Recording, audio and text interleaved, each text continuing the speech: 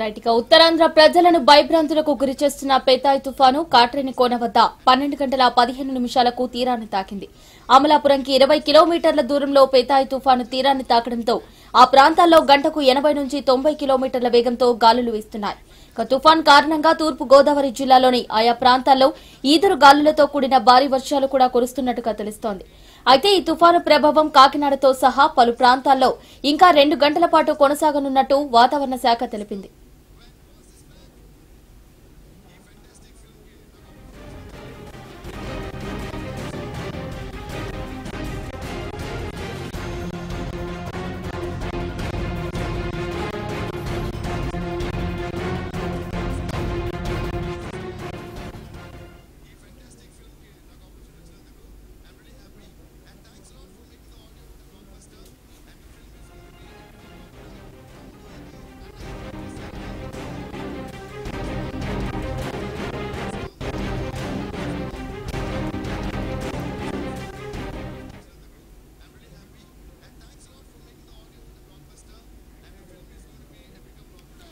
ఉత్తరాంధ్ర ప్రజలను భయభ్రాంతులకు గురి చేస్తున్న పెతాయ్ తుఫాను కాట్రేని కోన వద్ద 12 గంటల 15 నిమిషాలకు తీరాన్ని తాకింది.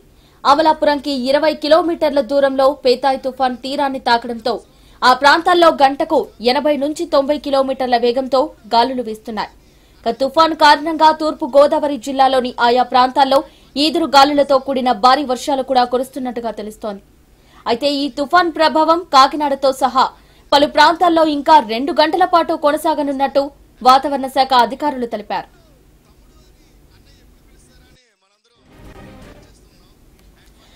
పెతాయ్ తుఫానుకు సంబంధించి మరిన్ని అప్డేట్స్ మా ప్రతినిధి విశాఖపట్నం నుంచి దుర్గాప్రసాద్ అందిస్తారు. దుర్గాప్రసాద్, చెప్పండి, ప్రస్తుతం అక్కడ పరిస్థితి ఎలా ఉంది? ఏది రాష్ట్రాన్ని పెతాయ్ తుఫాను వణికించినది ఈ రోజు మధ్యాహ్నం 12-15 నిమిషాలకు తూర్పుగోదావరి జిల్లా తాళరేవు మండలం కాట్రేని కోన వద్ద తీరం దాటింది. అయితే ప్రస్తుతానికి మాత్రం వర్షాలు తుఫాన్ తీవ్రత తగ్గినప్పటికీ కూడా ప్రస్తుతం తుఫానుగానే కొనసాగుతుంది. మరి ఇంకా సాయంత్రం ఇంకా దాని యొక్క తీవ్రతను తగ్గించుకునే అవకాశం ఉందని వాతావరణ శాఖ అధికారులు చెప్తున్నారు. ప్రస్తుతానికి ఇప్పటికైతే మాత్రం అది కాకినాడకి 80 కిలోమీటర్ల దూరంగా మళ్ళీ జరిగింది. తుఫాన్ తీరం దాటే సమయంలో సమీప మండలంలో భారీ నుంచి అతి భారీ వర్షాలు కురవడం జరిగింది. చాలా వరకు చెట్లు నేల కొరిగిపోయి దాదాపుగా 80 కిలోమీటర్ల వేగంతో వీటిని బలమైన గాలుకు పరిసర ప్రాంతాలన్నీ కూడా అతలాకుతలం అయిపోయి, అలాగే పెతాన్ తుఫాను సృష్టించిన బీభత్సానికి విద్యుత్ స్తంభాలు కూడా నేలకొరిగిపోయి దాదాపు 10 నుంచి 15 మండలాల్లో అంధకారం నెలకొంది. ప్రజలు ప్రాణాలను అరచేసుకుని చివరిటాకులో వణికిపోయే పరిస్థితి ఏర్పడింది. ఈ యొక్క పరిస్థితిపై హోంమంత్రి చంద్రరాజప్ప కూడా ఎప్పటికప్పుడు పరిస్థితిని అధ్యయనం చేస్తూ అధికారులకు ఆదేశాలు కూడా జారీ చేయడం జరుగుతుంది. ఇదిలా ఉండగానే ఈ యొక్క పరిస్థితులు మరింత వేగవంతం చేసేందుకు ఇక్కడ ఏర్పాట్లన్నీ కూడా మరింత పుంజుకునే విధంగా ముఖ్యమంత్రి చంద్రబాబు నాయుడు ఇవాళ సాయంత్రం 5 గంటలకు విశాఖ జిల్లా వస్తున్నారు. ఇక్కడ నుంచి జిల్లాలో కోస్తా తీరాల్లో ఉన్న ప్రాంతాల్లో పర్యటించి అదేవిధంగా తూర్పుగోదావరి పరిసర ప్రాంతాలు కూడా ఆయన పర్యటిస్తారు. అక్కడ ఏర్పాట్లను దగ్గరుండి ఆదేశాలు ఇస్తూ ఆయన పర్యవేక్షించడం జరుగుతుంది. అయితే మరోవైపు ఈ వర్షం అయితే మాత్రం భారీ వర్షాలు నమోదవుతాయని చెప్పి వాతావరణ శాఖ అధికారులు అయితే చెప్పడం జరుగుతుంది. ఎందుకంటే ఇది మళ్ళీ ఇప్పుడు దిశ మార్చుకొని ఇటు కాకినాడ నుంచి విశాఖపట్నం మధ్యలో మళ్ళీ ఇంకొకసారి భూమిపైకి వచ్చే అవకాశం ఉందని చెప్పేసి వాతావరణ శాఖ అధికారులు ఇప్పటివరకు అంచనా వేయడం జరుగుతుంది. అయితే పోని దీని ఒక తీవ్రత అయితే మాత్రం తగ్గుతున్న నేపథ్యంలోని ఇక మీద వర్షాలు ఉంటే గాలుల తీవ్రత తగ్గే అవకాశం ఉంది. ఇప్పటికీ రోజు ఉదయం సృష్టించిన గాలుల బీభత్సానికి విశాఖ జిల్లాలోని పైకరాపేట నియోజకవర్గంలో చాలా వరకు భారీ చెట్లు, విద్యుత్ స్తంభాలు అన్ని కూడా పూర్తిగా నేల కొరిగే పరిస్థితి ఏర్పడింది. అయితే దుర్గాప్రసాద్, మరి ఇప్పటికే ముందస్తుగా అధికారులు చర్యలు చేపట్టినప్పటికీ కూడా మరో పక్క అటు భారీగా పంట నష్టం జరిగినట్టుగా తెలుస్తోంది. మరి ఈ నేపథ్యంలో రైతులకు అధికారులు ఎలాంటి భరోసానిస్తున్నారు? అధికారుల ముందస్తు చర్యలు అంటే కేవలం వాళ్ళకి ఎటువంటి సహాయ చర్యలు అందించాలని అధికారులు అంతా కూడా దృష్టి సారించారు. అయితే తుఫాను నష్టాన్ని మాత్రం ఎవరు కూడా ముందుగా ఆపే పరిస్థితి ఉండదు. ఎందుకంటే ఆ తుఫాను వచ్చే గాలుల తీవ్రత బట్టి ఒక నష్టం అన్నది ఉంటుంది. అసలు ముందుగా అందరూ అనుకున్నట్టుగా 100 నుంచి 110 కిలోమీటర్ల వేగంతో గాలులు వేస్తే అనుకున్నారు. అయితే తుఫాన్ తీవ్రత తగ్గడంతో సుమారుగా 80 కిలోమీటర్ల వేగంతో ఇది అమలాపురం పరిసర ప్రాంతాల్లోని ఈ యొక్క గాలులు నమోదయ్యాయి.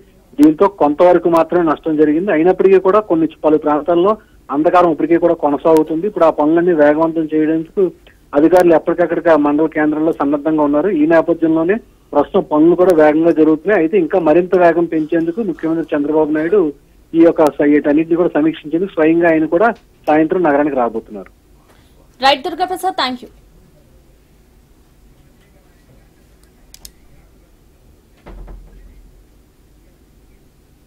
రైట్ గా దీనికి సంబంధించి మరిన్ని అప్డేట్స్ మచిలీపట్నం నుంచి మా ప్రతినిధి యాకూబ్ అందిస్తారు. యాకూబ్, ఏదైతే పెదాయి తుఫాను ఆంధ్రప్రదేశ్ రాష్ట్రంలో విధ్వంసం అందరూ అంచనా వేసినప్పటికీ కూడా తీవ్రత కొంత తగ్గుముఖం పడడంతో ప్రభుత్వం ఊపిరి తీసుకుందని చెప్పాలి. కాట్రేని కోన వద్ద పెదాయి తుఫాను తీరం దాటింది. దాదాపు 12 గంటల 15 నిమిషాల ప్రాంతంలో తీరం దాటుతుండగా 18 మండలాలకు ఎఫెక్ట్ అనేది భారీగా కనిపించడం జరిగింది. 295 గ్రామాల మీద ఈ ఎఫెక్ట్ అనేది పడడంతో ప్రస్తుతం అధికార యంత్రాంగం మొత్తం కూడా ఎఫెక్ట్ అయినటువంటి ఏరియా మొత్తం కూడా నిమగ్నమై విధులు నిర్వహిస్తున్నారు. ఇప్పటికే చాలా వరకు కరెంటు స్తంభాలు నేలకొరగడం జరిగింది. దాంతో పాటుగానే చెట్లు విరుగుపడడంతో కొంత ఇబ్బందికర వాతావరణం అయితే ప్రస్తుతం తూర్పుగోదావరి జిల్లా యానానికి సమీపంలో ఉన్నటువంటి కాట్రేని కోన సమీప ప్రాంతంలో అయితే ఉంది. ఈ ఎఫెక్ట్ ఆంధ్రప్రదేశ్ మొత్తం కూడా కనిపించడం జరిగింది. ఏదైనా ఒక తుఫాను వచ్చే ముందు కేవలం 1-2 జిల్లాలకు మాత్రమే ఎఫెక్ట్ అనేది ఇప్పటి వరకు ఉండడం చూసాం. కానీ ఈ పెదాయి తుఫాను విషయానికి వచ్చేసరికి ఈ కోస్టల్ ఏరియా 974 కిలోమీటర్లు ఆంధ్రప్రదేశ్ లో పరిధిలో ఉన్నటువంటి కోస్టల్ ఏరియాకి మొత్తం కూడా ఎఫెక్ట్ అనేది గత 3 రోజుల నుంచి కూడా చూపించడం జరిగింది. నెల్లూరు నుంచి శ్రీకాకుళం జిల్లా వరకు కూడా వర్షాలు అయితే పడడం జరిగింది. ప్రస్తుతం కూడా మనం చూస్తున్నాం మచిలీపట్నం, కృష్ణా జిల్లాకు ఆనుకున్నటువంటి మచిలీపట్నంలో ఉన్నాం. ఇక్కడ మనం చూడొచ్చు ఇంకా కూడా అలల ఉధృతి తీవ్రంగా బీచ్ లో కనిపిస్తూనే ఉంది. ఉవ్వెత్తున అలలైతే ఎగసి పడుతూనే ఉన్నాయి. కనీసం 3 నుంచి 5 మీటర్ల ఎత్తులో అలలు ముందుకు దూసుకు వస్తున్నాయి. ఇంకా కూడా 5 గంటల వరకు దీని ప్రభావం ఉంటుందని చెప్పి ప్రభుత్వం ఇప్పటికే ప్రకటించడం జరిగింది.